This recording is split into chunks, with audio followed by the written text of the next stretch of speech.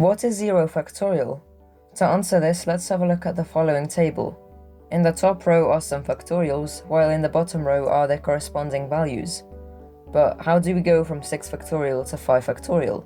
Well, this is just going from 720 to 120, and most of you know how to go from 6 to 5 factorial. You just need to divide by 6. And it's similar when you go from 5 factorial to 4 factorial. To get from 120 to 24, we just need to divide by 5.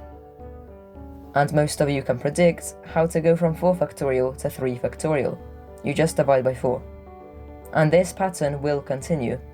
You just divide by 3, and then by 2, and then by something to get to 0 factorial. But what is the something? Well, look at the pattern of values that we have. 6, 5, 4, 3, 2, shouldn't it just be 1? But if so, 1 divided by 1 is 1, and therefore 0 factorial should be equal to 1.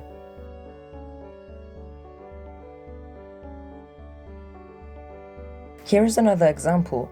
N factorial is equal to n times n minus 1 factorial. If we want to work out 1 factorial, for example, we just need to set n equal to 1. And this will result in 1 factorial is equal to 1 times 1 minus 1 factorial. But 1 minus 1 is 0, so therefore 1 factorial is equal to 0 factorial. But we know 1 factorial is just 1, right? So therefore 0 factorial should also be equal to 1. The next example uses the gamma function. The gamma function is used to extend the definition of a factorial past just the natural numbers, to numbers such as negatives and decimals. This is a version of the gamma function I often find is easier to work with, so let's use this one instead.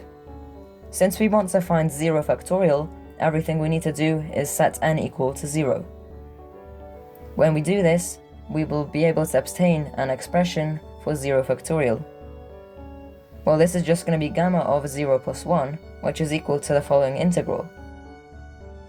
Notice the t to the power of 0. That's just 1, so we can cancel it out. This simplifies down to this integral.